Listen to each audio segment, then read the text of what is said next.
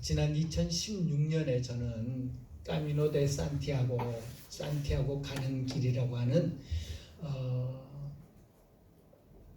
카톨릭이긴 합니다만은 성지 순례길로서 가장 유명한 그런 길을 걸을 수 있었습니다. 산티아고 그 야고보 무덤이 있다고 알려진 산티아고까지 간 후에 당시 예수님 당시 땅끝이라고 여겨졌던 피스테라, 그리고 야고보 사도가 배 타고 스페인의 당도에 있다고 알려진 무시아까지 길을 갔습니다. 공식적으로 산티아고 가는 길에 그 프랑스 길, 다른 길들도 있습니다만은 755km고요. 그리고 그 산티아고에서 무시아까지 가는 길은 120km입니다. 그래서 도합 900km 가까운, 제 휴대폰으로는 1000km 걸었다라고 그렇게 나옵니다만은, 아무튼 그 길을 가면서 그 나머지 처음 그 프랑스 생장부터 스페인의 산티아고까지 그 공식 거리 755m는 전적으로 저 혼자 걸었습니다. 그게 참 좋더라고요. 그리고 이제 산티아고를 떠나서 무시아까지 가는 길에 우연찮게 우리 한국 사람, 저하고 비슷한 연배 혹은 저보다 한 2살 많으신 분인데 우연히 길을 같이 걸었고요. 그분이 계속 같이 걷고 싶어 해서 120km를 걷는 그 기간 동안 함께 걸었습니다. 그런데 그분이 나중에 알고 보니까 교회 안수 집사인데, 장로교회 안수 집사님이신데 가톨릭으로 개종을 하려고 그 길을 걷고 있었던 것입니다. 그러면서 교회에서 받은 상처에 대해서 이제 제가 목사라는 것을 알고 이야기를 합니다. 아주 친한, 교회에서 친하게 지내시던 같은 안수 집사님 한 분이 계셨는데 그분이 사업을 크게 하시던 그런 분이었다고 그럽니다. 그래서 사업이 잘 되고 자기 집으로 성가대원들도 초청해서 파티도 하고 이렇게 성가대에 필요한 것들 기증도 하고, 그래서 아주 사람들이 좋아하고 그렇게 따랐는데 안타깝게도 그분이 부도가 났답니다. 그런데 어느 순간부터 교회에서 그분이 서서히 외톨이가 되어 가더라는 것입니다. 그렇게 좋아하던 사람들이 어느 순간부터인가 같이 어울리지 않고 그런 일들이 반복되면서 결국은 그 남자 안수 집사님이 떠나고 교회를 떠나고, 그리고 그 부인 권사님이 그래도 몇 달 교회를 계속 나오더니 그 부인마저 떠나게 됐다. 그것을 보면서, 그것을 옆에서 안타깝게 지켜보면서 교회에 대해서 환멸을 느꼈다. 그래서 나도 교회에 어떤 소망이 없다 생각하고 교회를 떠날 그런 생각으로, 그러면서 같이 하나님을 믿는다고 여겨지는 카톨릭으로 개종을 할 그런 생각이었다. 결론은 나중에 그분과 헤어지면서 그럼에도 불구하고 교회에서 신앙생활 잘 하기로 저하고 약속을 했습니다마는, 여러분이 만약 그런 사람들을 만나서 조언을 한다면 뭐라고 말씀을 드릴 수 있겠습니까? 교회 혹은 교인들로 인하여서 상처받고, 그래서 크리스천으로서의, 교인으로서의 소망을 잃어가는 그런 사람들을 만난다면 어떻게 조언하고 어떻게 격려하시겠습니까? 어떻게 다시 기쁘게 교회 생활, 신앙 생활을 할 수 있도록 조언할 수 있을까요? 예루살렘 초대교회는 어떠했을지 상상해 봅니다. 오순절 날 성령이 임하고, 그리고 베드로가 그 예루살렘에 있던 사람들에게 설교했습니다. 그러자 하루 만에 3,000명이 예수 믿고 세례받고 교회의 일원이 됩니다. 그들은 주변 불신자들에게 칭송을 받으면서 계속해서 아주 극적으로 성장해 가고 있는 것을 성경은 기록합니다. 누가는 사도행전을 통해서 교회가 이렇게 성장해 갔다라는 교회 성장 보고서를 우리에게 전달해 주고 있는 것을 봅니다. 오늘 본문은 대표적인 언급이죠. 그리고 6장 7절에 보면 또 하나님의 말씀이 점점 왕성하여 예루살렘에 있는 제자의 수가 심히 많아지고 허다한 제사장의 무리도 이 도에 복종하니라 라고 했습니다. 예루살렘에서 교회가 성장해 가서 제사장들까지도 예수 믿는 사람들이 생겨나더라 라는 그런 보고입니다. 9장 31절에 보니까 그리하여 온 유대와 갈릴리와 사마리아 교회가 평안하여 든든히 서가고 주를 경외함과 성령의 위로로 진행하여 수가 더 많아지니라 라고 말합니다. 유대, 갈릴리, 사마리아 지역까지 예수 믿는 사람들이 많아지더라 라고 말합니다. 또 16장 5절에 보면 이에 여러 교회가 믿음이 더 굳어지고 수가 날마다 더하니라. 19장 20절도 이와 같이 주의 말씀이 힘이 있어 흥왕하여 세력을 얻었다라고 말합니다. 16장 19장은 이방 지방의 교회들이 또 성도들이 많아졌음을 말합니다. 예수님께서 성령이 너희에게 임하시면 예루살렘과 온 유대와 사마리아와 땅끝까지 이르러 내 증인이 될 것이다 라고 말씀하셨는데, 그 말씀이 사도행전 2장에서 사도행전 6장에서 사도행전 9장에서 사도행전 16장 19장 등에서 그대로 이루어져 가고 있음을 잘 보여주고 있습니다. 그렇다면 오늘 우리들의 교회는 어떠한가? 오늘 우리가 살고 있는 세상은 어떠한가 하는 것을 생각해 봅니다.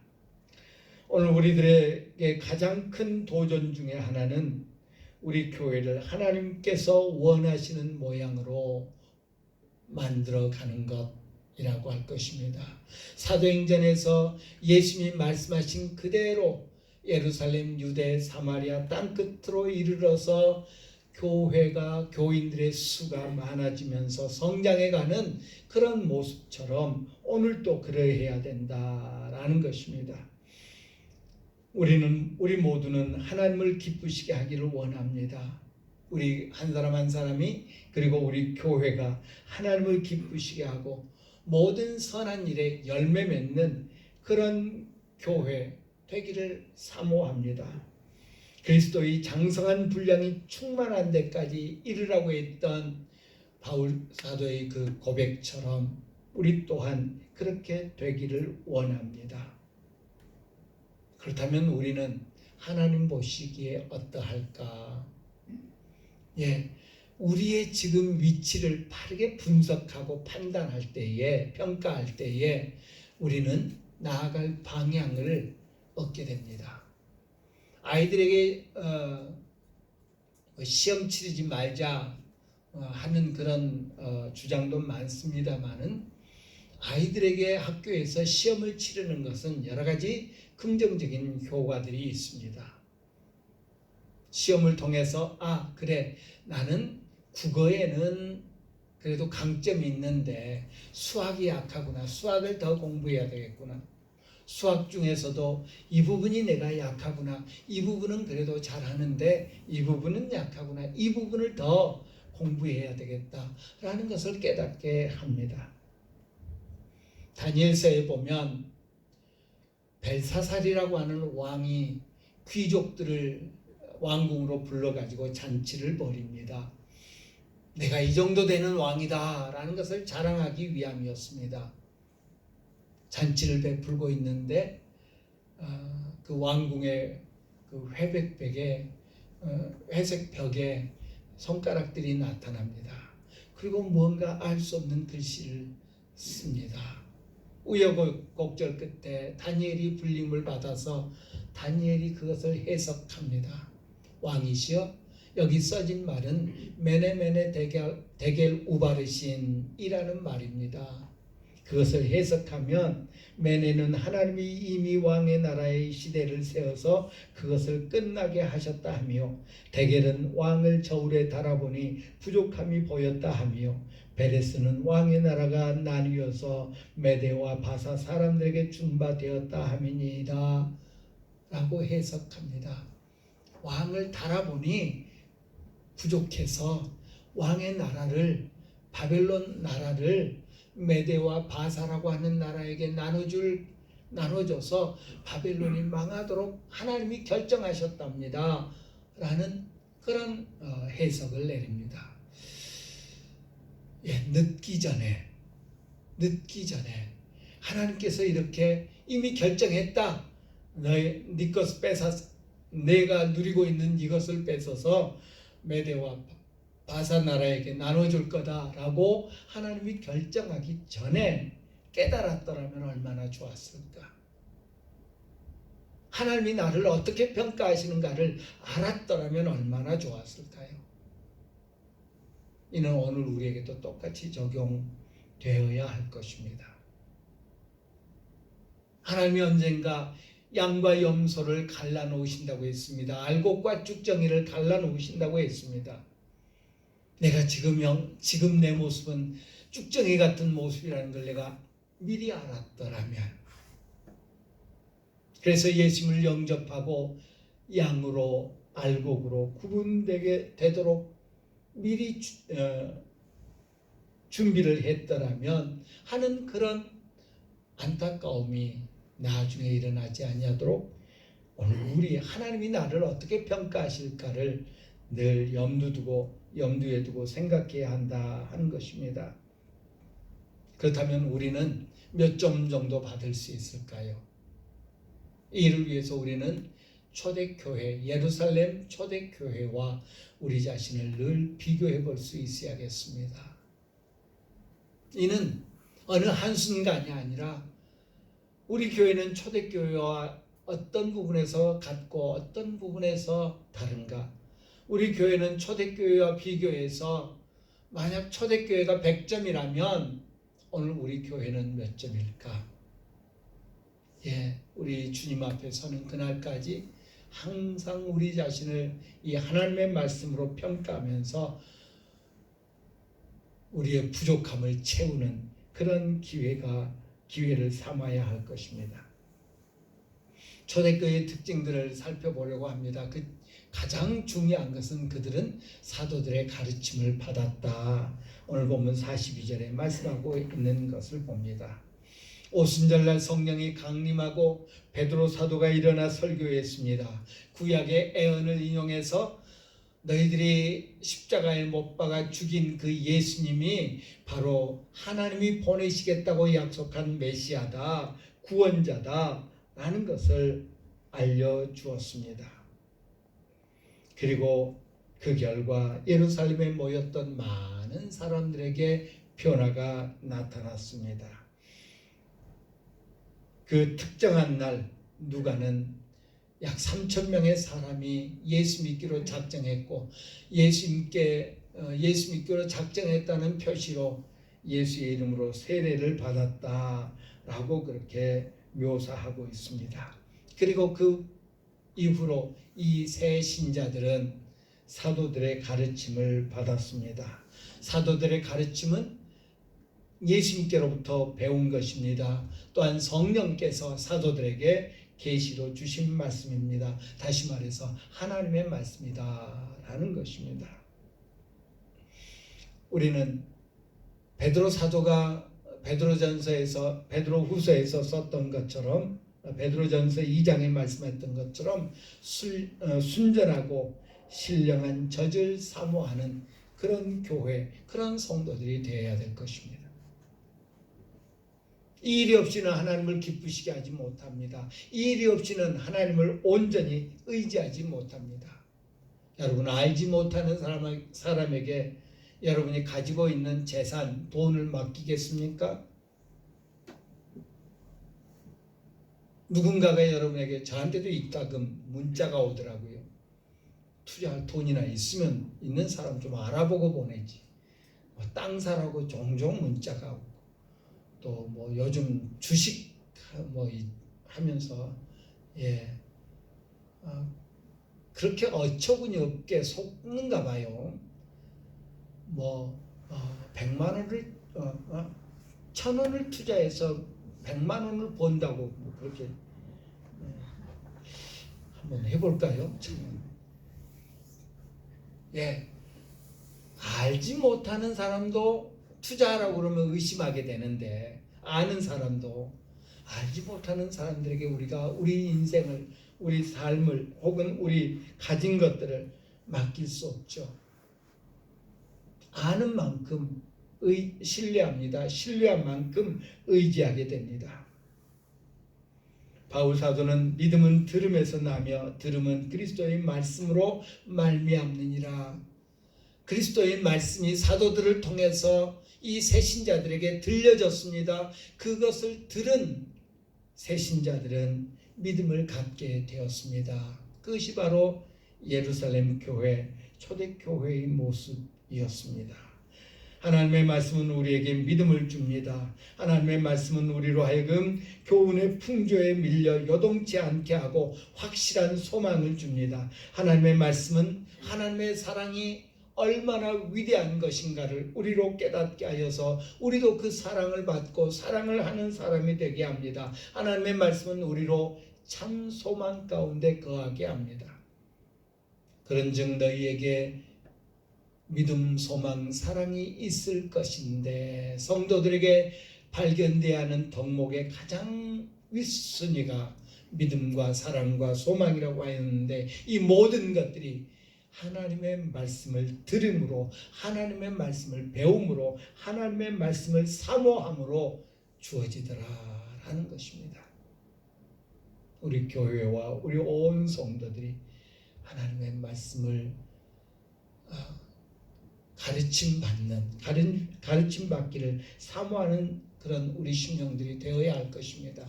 우리 주사랑교회가 하나님의 말씀을 가르치고 가르침 받는 그런 교회가 되어야 하더라 하는 것입니다. 세상의 모든 교회는 하나님의 말씀에 근거하여 세워졌습니다.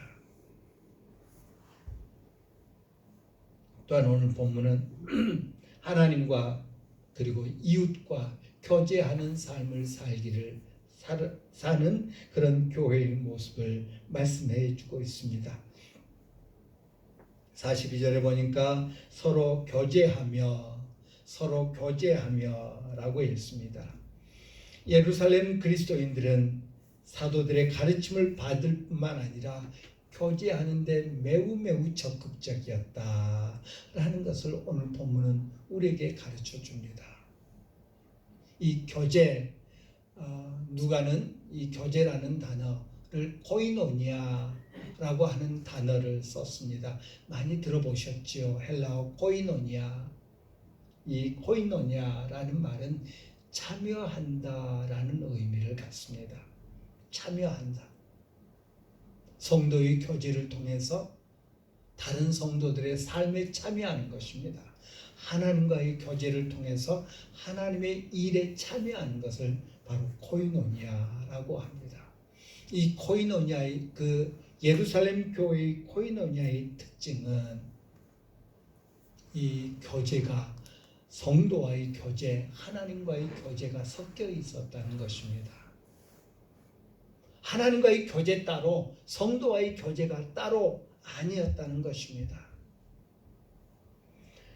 오늘 본문은 그 교제의 특징을 이야기하면서 첫째는 그들은 함께 먹었다라고 말하고 있습니다. 서로 교제하고 떡을 떼며.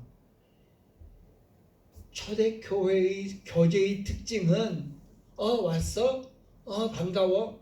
정도가 아니라 함께 먹었다는 것입니다. 함께 떡을 뗐다. 함께 빵을 나누었다 라는 것에 있습니다.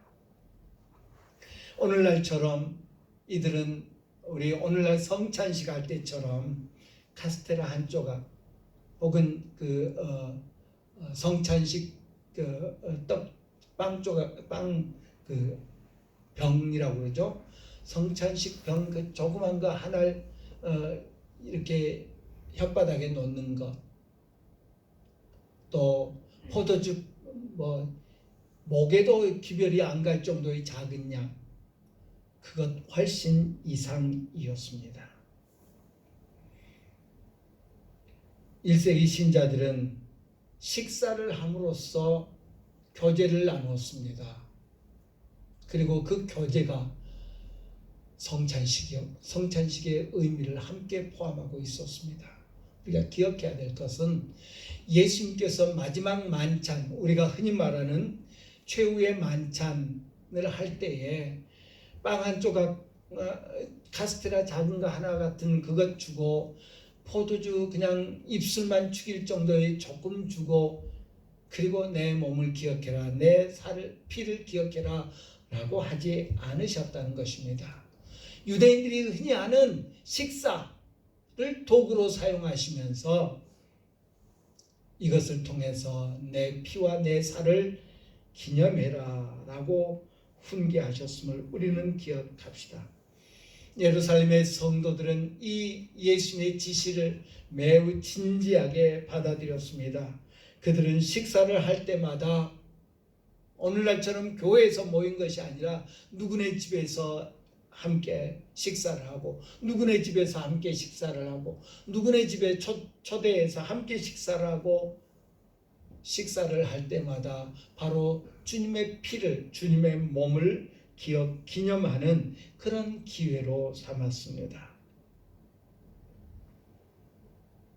얼마나 많이 먹느냐, 얼마나 적게 먹느냐, 얼마나 어디서 먹느냐, 얼마나 자주 먹느냐, 그게 중요한 것이 아니라 그들은 먹을 때마다 주님의 피와 살을 기념했다는 것입니다. 주님의 죽으심을 기억했습니다. 여기서 우리는 인간의 교제하는 모습, 인간의 교제의 관계, 인간관계와 우리 주님과의 관계가 함께 섞여 있었음을 봅니다. 신자들이 함께 모여서 식사하는데 이는 수평적인 교제입니다. 인간 차원의 교제였습니다. 그런데 그 식사를 할 때마다 그들은 주님의 피와 살을 기념했습니다. 이는 성찬은 하나님과의 수직적인 관계요, 신적 차원에서의 관계였음을 봅니다. 볼 수 있는 사람들과의 역동적인 교제는 동시에 볼 수 없는 하나님과 볼 수 없는 주님과의 교제가 함께 담겨 있었다라는 것입니다. 요한사도는 요한 1서에서 보는 바 그 형제를 사랑하지 아니하는 자는 보지 못하는 바 하나님을 사랑할 수 없느니라 라고 말씀했는데, 이 예루살렘 교회 성도들은 성찬 애찬 혹은 만찬이라고 불리우는 연회라고 불렸던 이 일을 행하면서 떡을 떼면서 성도들과 코이노냐를 나눴습니다. 그 코이노냐 소에는 하나님을 기억하는, 주님을 기억하는 주님과의 교제도 포함되어 있었더라라는 것입니다. 또한 예루살렘 교회 1세기 성도들의 교회의 특징 중에 하나는, 코이노니아의 특징 중에 하나는 그들은 함께 기도했습니다. 오로지 기도하기를 힘쓰니라 42절에 말씀하고 있는 것을 봅니다. 예루살렘에서의 합심 기도, 모여 기도하는 것, 이건 역시 역동적인 코이노니아의 특징 중에 하나입니다. 오늘날도 그렇습니다마는 유대인들은 기도할 때 개인적으로 하나님께 기도하기를 좋아했습니다. 혼자서 중얼중얼거리면서 손을 하늘을 향해서 쳐들고 서서 하나님 앞에 기도하는 것이 대표적인 유대인들의 기도하는 모습입니다. 그런데 예루살렘 교회는 그러지 않았습니다. 그들은 모여서 합심하여 한 가지로 함께 기도했습니다. 기도하면서 그들은 코이노냐를 나눴습니다. 기도하면서 그렇게 서로를 위해서 중보기도하면서 서로를 위해서 함께 기도하면서 그들은 다른 사람, 다른 성도의 삶에 참여할 수 있었습니다. 오늘날도 그렇지요. 우리가 합심기도합니다. 합심기도할 때 우리는 누군가를 위해서 기도합니다. 환자를 위해서 기도합니다. 문제가 어려움을 당한 누군가를 위해서 기도합니다. 기도를 통해서 우리는 그분의 삶에 참여합니다. 그분의 삶에 개입합니다. 그분을 돕기 위해서 그분의 삶으로 나아가게 됩니다. 기도는, 합심기도는, 그래서 함께 기도하는 것은 진정한 의미의 코이노니아, 교제인 것입니다.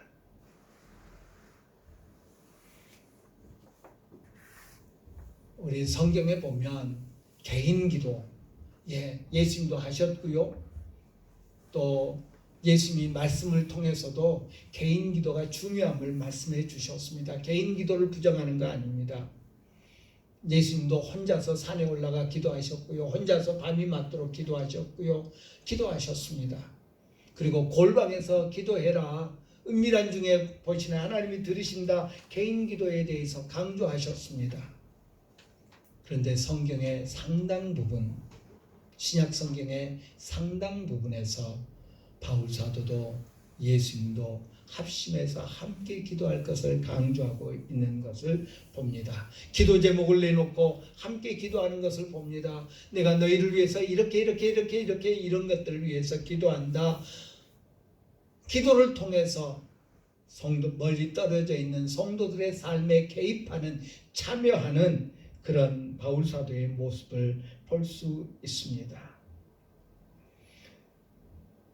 그들이 사도들의 가르침을 받아 교제하고 떡을 떼며 오로지 기도하기를 힘쓰니라 라는 것을 통해서 중보기도가 이루어졌고 함께 합심하여 기도하는 그런 기도를 통해서, 물론 기도는 하나님과의 교제죠.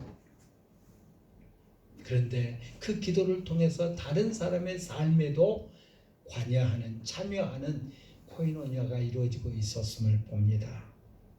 세 번째, 그들이 예루살렘 교회가 보였던 교제의 특징 중에 하나는 소유한 그들의 물질을 공유했다는 것입니다. 믿는 사람이 다 함께 있어 모든 물건을 서로 통용하고 또 재산과 소유를 팔아 각 사람의 필요를 따라 나눠주며,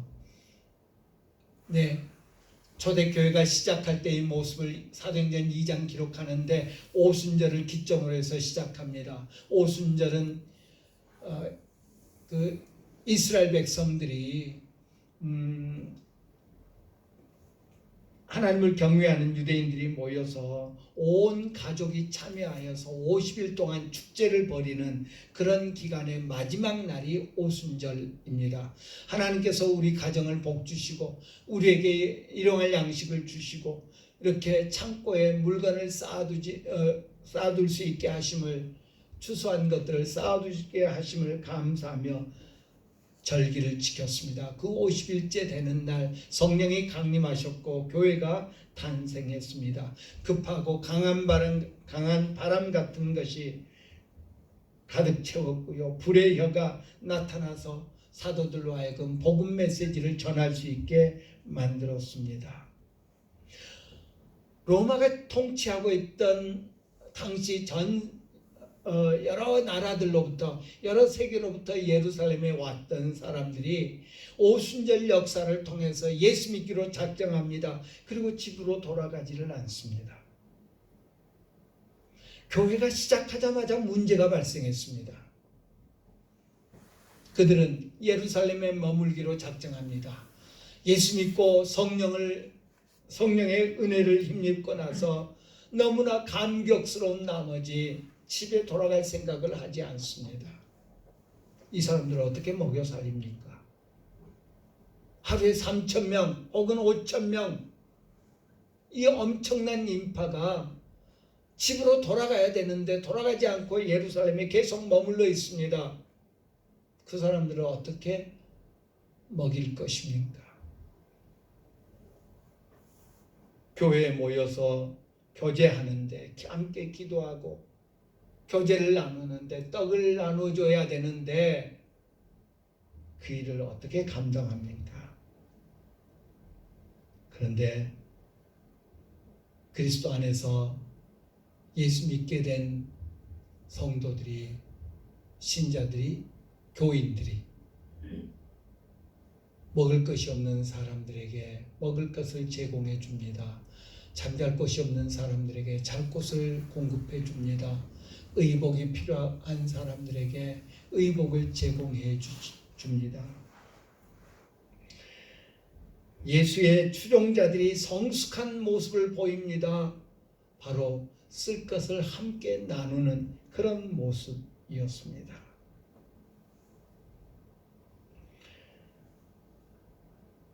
하나님의 사랑을 깨달은, 하나님께서 당신의 독생자를 선물로 인간에게 내주셨다는 그 사실을 깨달은 이 성도들은 자기들이 가지고 있는 것을 주님의 영광을 위해서 내놓게 됩니다. 하나님의 은혜에 조금이라도 보답할 수 있는 방법을 찾고 그들은 다른 사람들, 도움이 필요한 사람들을 돕지 않을 수가 없었습니다. 그래서 기꺼이 자기 것들을, 자기의 소유를 내놓는 그런 모습을 봅니다. 이 역시 인간적이자 동시에 신적인 그런 모습입니다. 성도들의 서로의 육체의 필요를 돌보는 것은 지극히 인간적인 모습이었습니다. 그런데 그것을 예수 그리스도의 이름으로 제공합니다. 달리 그냥 불쌍해서 달리 긍휼을 베푸는 마음으로 아니라 주 예수 그리스도의 이름으로 그들을 섬기는 그런 모습 속에서 이 자기들의 재물들을 내놓는 것은 인간적이요 또 신적인 것이었습니다. 예수님은 말씀하셨습니다. 누구든지 제자의 이름으로 이 소자 중 하나에게 냉수 한 그릇이라도 주는 자는 내가 진실로 너희에게 이르노니 그 사람이 결단코 상을 잃지 아니하리라 라고 해 주셨습니다. 마지막으로 이 예루살렘 교회 성도들의 교제의 특징은, 코이노니아의 특징은 하나님을 찬양했다는 것입니다. 마음을 같이하여 성전에 모이기를 힘쓰고 집에서 떡을 떼며 기쁨과 순전한 마음으로 음식을 먹고 하나님을 찬미하며 라고 말씀하고 있는 것을 봅니다. 그들은 함께 식사하고 서로를 위해서 기도하고 물질을 나누며 다양한 교제에 참여하면서 동시에 하나님을 찬양하였습니다. 모든 활동이 찬양과 예배의 수단이었습니다. 기도하던 제자들은 저희가 찬미하며 감람산으로 나아가니라. 기도하던 제자들은 함께 주님과 더불어 감람산으로 나아갑니다. 바울 사도는 이 찬양의 중요성을 골로새 교인들에게 또 에베소 교인들에게 강조해서 말합니다. 그리스도의 말씀이 너희 속에 풍성히 거하여 모든 지혜로 피차 가르치며 권면하고 시와 찬미와 신령한 노래를 부르며 마음의 감사함으로 하나님을 찬양하라고 말씀합니다. 노래로 하나님을 찬양하는 것은 인간관계와 매우 밀접한 연관이 있습니다. 찬양은 우리가 흔히 곡조 있는 기도다라고 말합니다. 찬양은 또한 하나님을 가르치는, 우리 주님을 가르치는 아주 훌륭한 도구입니다.